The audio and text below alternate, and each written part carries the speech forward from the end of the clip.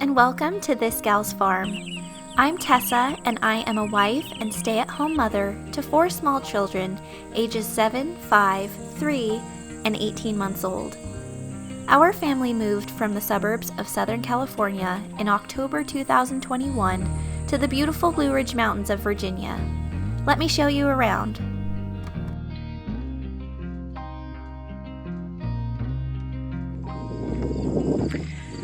So what you see behind me is the main chunk of our property. We have about 3 acres up on the top of the hill that's mostly flat. It's not totally flat. I don't think there are any completely flat areas on our property. And then there's probably about 10 acres of hill. And then there's an old house down there. The old house is beautiful. It is an old late 1800s farmhouse, and one day we would love to restore it. The owners who built our house in 2015, and they had previously lived in that old house. Unfortunately, when they moved out, I think they stopped taking care of the old house, so there's a lot of work that needs to be done on it. My mother-in-law has said that it is her house, and so we're happy to eventually fix it up so that we can have family come visit us whenever they want to come. There is an old barn down there, and when we first moved in, we knew that it wasn't in great shape either, so that will require a lot of work. For now, we're not really working on it because, well, we have so many projects going on anyway, but we don't have an ATV or another vehicle that can easily take us down that hill, and so to put animals in that barn would be too hard to go up and down. Probably in the summer it would be a good workout, but during the winter, I don't want to trudge down 10 acres worth of snow, take care of animals, and then trudge back up. That's not my idea of a fun winter. So eventually we might have animals down there. We're definitely going to store hay in there for the winter for our goats. But there is a lot of leaking and a lot of work that needs to be done. So we need to figure out areas that are okay to use for now. The rest of our property we have developed since spring.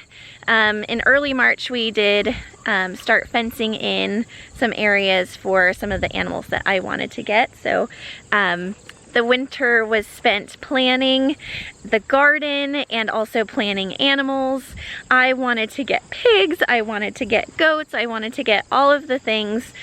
When we first moved in, I went crazy and I bought, I think, 20 more chicks, and I was expecting a certain attrition rate being out in the country, and none of them have died. None of them have died, which is amazing. But now I have more than 30 chickens. I have 25 adult chickens now who are laying, and I never expected to have that many.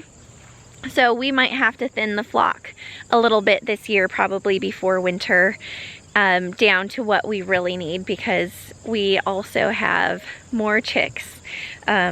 Because I wanted to get turkeys so badly. I love turkeys so very much, and so I ordered turkeys in the spring, set to come after we got back from our vacation in July, and they came, but we weren't allowed to just get turkeys.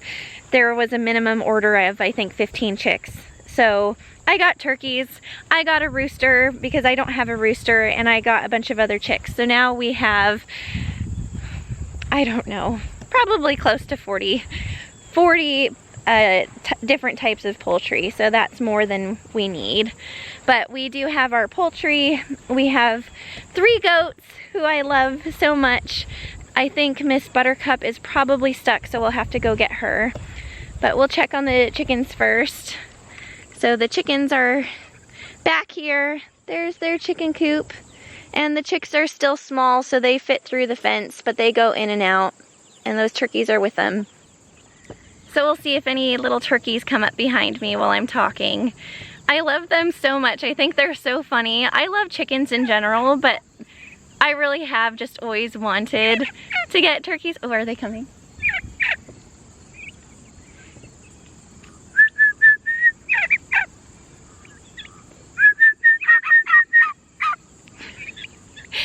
so friendly. I think that's what I love the most about them. They just come up whenever I come out. They always come up. And I don't think they really think of me as giving them food. They are just curious and they want to see what's going on. So we rotate the chickens. Ideally, I would love to rotate them every week, but I think 2 weeks is a good sweet spot. So far, we haven't been doing great at that. You can see on the ground the spot where we haven't rotated them. See, that bare spot on the ground is where their coop was, and they just destroy the ground with droppings and scratching and dirt baths. So you really need to move the coop pretty often.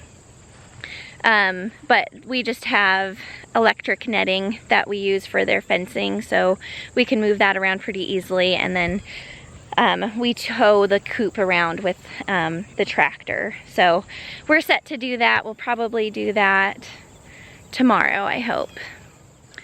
So now I'll introduce you to our goat ladies. We have 3 Nubian goats, and I love Nubians. I think they're just beautiful. I did want a larger goat breed because really the purpose why we got them and why my husband allowed it is because our property, the property lines are covered in brambles. So a lot of it is blackberry brambles and roses actually. So it's great stuff, but it's just thick. It starts growing out farther and farther each year, so it takes up more and more of your property if you just let it keep growing. And so we really want to maintain the property lines, and we also don't want those brambles around for the kids if they're going around. So we really want to take care of that. In the spring, before everything leafed out, I spent so long cutting down the brambles on our northern property line, and it took me hours upon hours upon hours to do it. And I just thought, oh, I wish I had my goats. I ordered them. I talked to the man who bred them in October, and he had November. He had just bred his does, and so they were set to deliver in March, which then you can't get them until May, and then we were going on vacation in June, so I just wanted to get them after we got back from vacation. So we ended up getting them in July. So this goat paddock was ready for about 2 months before we got them. And right now we're just getting them used to us. They weren't very tame. They were really skittish. They would run away from me whenever I got close. So we've been hand feeding them now. It took a while to even get them to hand feed, but we've been hand feeding them every day and trying to love on them. I'm going to try to start brushing them and maybe even halter training them so we can move them around easily. But really they just walk after me if I have a bucket of feed, and they'll call to me if they get scared. So I know we're heading in the right direction. We're in the process now of getting a more mobile house for them. So as we move them around, if there's going to be rain randomly, then they'll have some shelter with them. So we'll just move some water and a shelter around with them wherever we go. But we'll use some of the same netting as the chickens have, just a different version for sheep and goats. And so we can move them around. See some of those brambles. Whatever they can reach from here, they try to eat, but we definitely want to get the rest of the property line cleared up. It'll take years, I'm sure, but goats are much more fun to use for that than a weed whacker. All right, so my new favorite hobby, which I am being very sarcastic about, my new favorite hobby is coming out here to release Buttercup because she gets herself stuck multiple times a day. Basically, as soon as she gets unstuck, then she gets stuck again. Move you over. Okay. So I'm hoping soon, this is sheep and goat fencing, which has smaller spaces in there so that they shouldn't get their head stuck, but since they're still babies, she can get her head stuck, but hopefully not for much longer.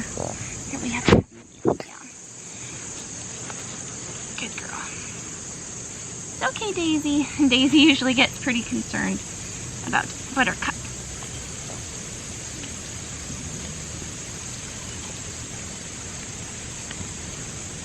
You're okay.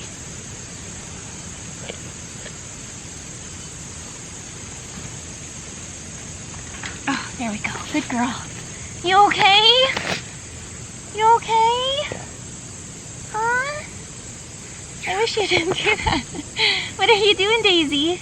Is that silly? Don't eat the camera. So there are my ladies.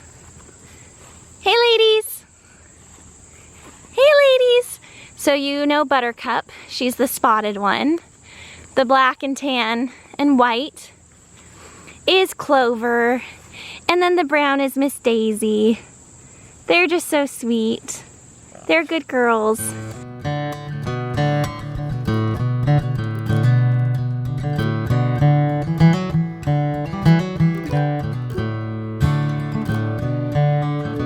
I love them, and really in the next week I am looking forward to getting them their shelter so we can move them around.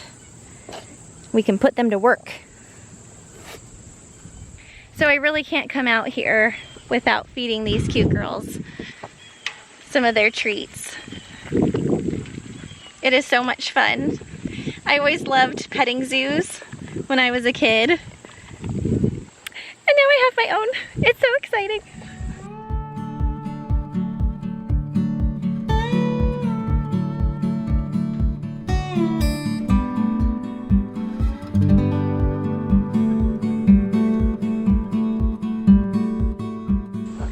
So next to the goat yard is the bunny yard, and originally the bunnies were just in with the chickens.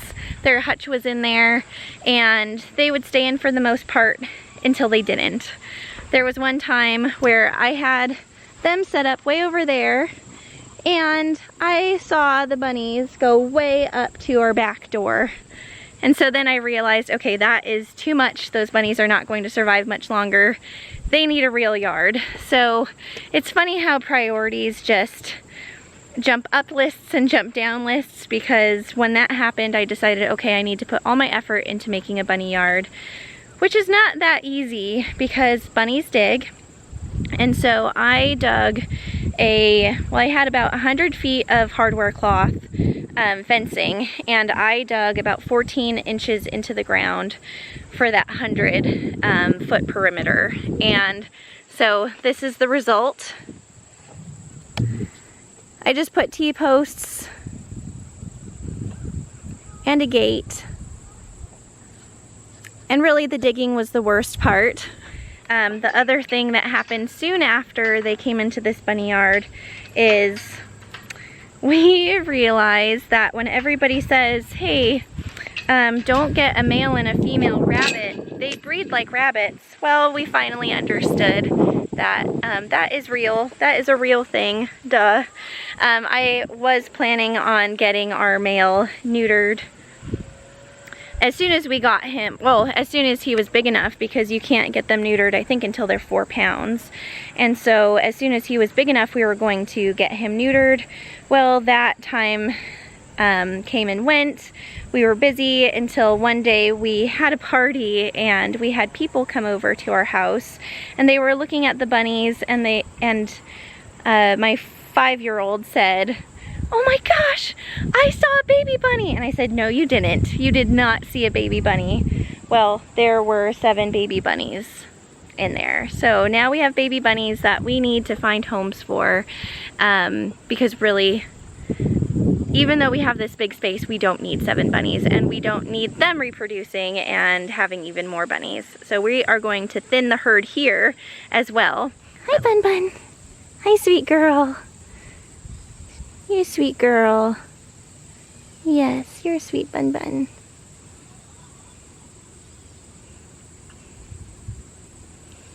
Some of them might be in there. Oh, hi, look at all the Bun Buns in there. Hi, Bun Buns.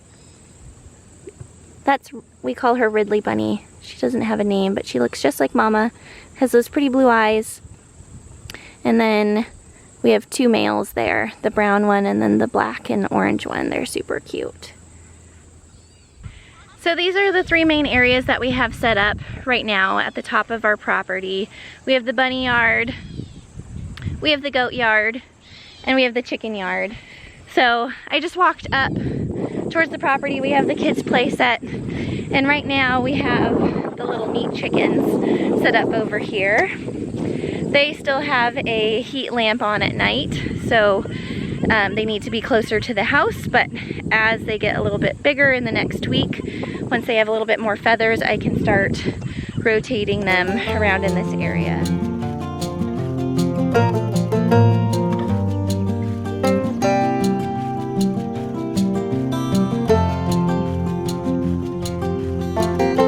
And then from the chickens, now we're in the back of the house. We have our garden. And this is really my first time gardening. I definitely wanted flowers, and I definitely wanted a lot of vegetables for our family. But I really just, other than spending as much time reading books and watching YouTube videos and trying to do as much research as I can, I really just guessed on a lot of it.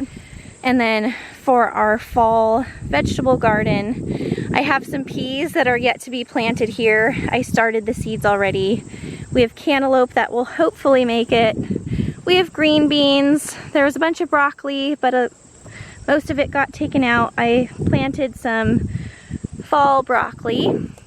And then there are peppers, more peppers, Brussels sprouts. We had some carrots back there. There's still some squash back there. There's basil. There's a little bit of corn, my poor stunted corn. And then for fall, I planted these carrots, which are just taking off so fast.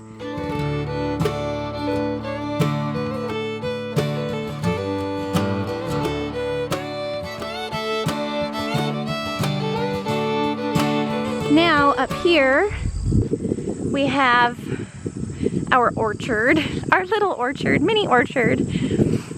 Last fall, this is the one big project that we did do in the fall. So as soon as we moved in, we planted these trees. We have cherry trees and peach trees, pear trees, and apple trees. So all 10 of them have survived. They survived the winter, and then they all got a little bit of fruit on them. And then of course, after they got fruit, then the deer came. The deer came, and thankfully they didn't kill them, but they did eat all the fruit. So we won't have any fruit this year. That's okay. We probably have to build some cages around them this fall so that in the winter the deer don't get them and kill them. I just need to keep them alive. They need to stay alive and keep growing so that we'll have fruit in the future. So right above where the orchard is and to the side of the garden, we have the berry patch. And when we went on vacation this summer, we went back to visit family for a month. And you know, I was doing a lot of weeding and a lot of work in the garden. I didn't realize how much weeding and how much work I was actually doing, because when I came back, there was a 4-foot tall forest of weeds everywhere, absolutely everywhere. So I did work really hard as soon as we got back, and I weeded the whole vegetable garden and most of the flower garden. I didn't make it to the whole berry patch yet. So here's the berry patch. I also did plant some pumpkins, which we have coming in. I'm so excited to have pumpkins this year. So hopefully those keep growing. We did plant watermelons, which didn't go very well. I did hear from somebody who's local and said everything grows really well here except for watermelons, which I thought, okay, it's still worth giving it a shot to see if I can grow them. And in the beginning, they grew really well, and they got to be about the size of my fist, and then they stopped growing. And I noticed that the stems had died off, and I had heard that that is when you should harvest them, so I did, and it was delicious. It was the smallest little thing, but it was delicious. So at least we got some harvest from there. Right now I'm in the strawberry patch, which is all weeds. Thankfully the strawberries are still alive in there. When I have time this fall, I'm going to go through and really weed out the grass and then use grass clippings as mulch to try to prevent the weeds from coming back up. So I already did that in the rest of the berry patch. So here we have blueberries and some raspberries. These are all blackberries, and then these are all raspberries, and this one has been producing pretty well. Let's see, where's a good one? They're really good. So we have our berry patch up here, which we're going to keep working on, and hopefully next year we'll have a big yield. And right next to the berry patch are the pigs. They are in the forest right to the west of our house. I did want them in the forest because pigs can't sweat, so they can overheat really easily. And even though our area is pretty cool, it never gets that hot, I still wanted them protected from the sun in the forest. So that part has worked out really well. The only problem is that they are located to the west of our house and the wind blows from the west. So quite often we get a nice big whiff of pig right at our front door, which we don't love so very much. So next year we'll probably change the location of their pen. We might even try rotational grazing them. We'll see. But we only have a few more weeks with them. They go to the processor at the end of the month. I am so excited for the bacon and the ham and the sausage, but I will miss those boys. They are really sweet pigs. They usually just want lots of scratches and even belly rubs, and they make me a little bit nervous because they're so large, but they haven't ever done anything aggressive. They're pretty sweet pigs, so it'll be bittersweet, but I'll be excited to fill our freezers. Hi, pigs. Lucy. Hi! This is Lucy. She is our farm dog in training. She is a 3-month-old lab puppy, and she is having so much fun running around the farm with me every day, just learning the property and getting to know all the animals. She's our first dog that we've been able to have off leash, so it's so nice to be able to train with her every day and teach her new things. She's so smart. So it's pretty easy, but I do work with her at least 2 to 3 times a day. And right now is the start of our training session, so she has lots of energy. So I'm going to take her around the farm so she can get some energy out.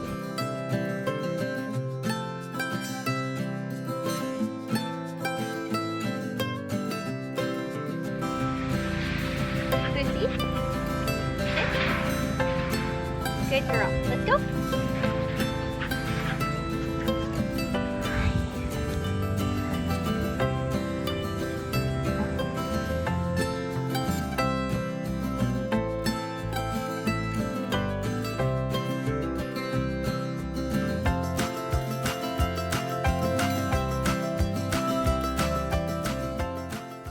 I hope you've enjoyed the short tour of our property, at least the main chunk where we've made most of our improvements so far.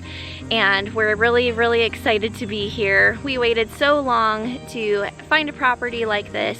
We looked for a few years all over the country, trying to figure out what area was the best fit for our family as far as location and weather and where we were able to get space that we wanted. We came from a little 1/4 acre property in Southern California, which was the absolute biggest that we could find for what we could afford, to now 27.5 acres, and we are so thankful to be here. It's so beautiful, and I think that every single day I walk outside how thankful I am to be here. We have a lot more work to do. We've only scratched the surface, so I'm so excited for you to come with us on this journey. I will be sure to make videos when we have new projects come up. or things that get broken and need to be fixed, or just improvements that need to be made. We are learning as we go, and I'm really excited to document the process. Thank you so much, and I'll see you in my next video. And there she is again. What am I gonna do with you, Buttercup? All right, I'll come help you, sweetheart.